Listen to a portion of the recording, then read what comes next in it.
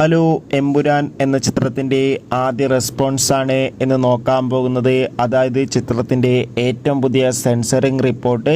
വീഡിയോയിലേക്ക് മുൻപേ video like ചെയ്യുക, ചാനൽ സബ്സ്ക്രൈബ് ചെയ്യാൻ വേണ്ടി ശ്രമിക്കുക. പൃഥ്വിരാജിൻ്റെ സംവിധാനത്തിൽ മോഹൻലാൽ, മഞ്ജു വാര്യർ, ടൊവിനോ തോമസ് എന്നൊക്കെ പ്രധാന കഥാപാത്രങ്ങളായെത്തി നാളെ മാർച്ച് 27 റിലീസിനെത്താൻ പോകുന്ന ചിത്രമാണ് എമ്പുരാൻ.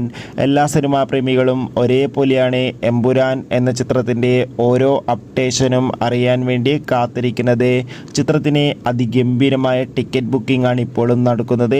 ഇപ്പോൾ ചിത്രത്തിൻ്റെ ആദ്യ റിവ്യൂ, അതായത് ചിത്രത്തിൻ്റെ സെൻസറിങ് റിപ്പോർട്ട് ആരാധകർക്ക് മുന്നിൽ പുറത്തുവന്നിരിക്കുകയാണ്. എമ്പുരാൻ എന്ന ചിത്രത്തിന് UA സർട്ടിഫിക്കറ്റാണ് ലഭിച്ചിട്ടുള്ളത്.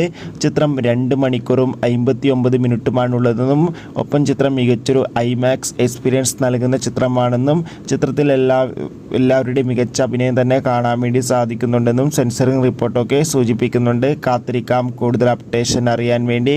എത്ര പേരാണ് എമ്പുരാൻ എന്ന ചിത്രത്തിൻ്റെ റിലീസിന് വേണ്ടി കാത്തിരിക്കുന്നത്? കമൻറ്റ് ചെയ്യൂ.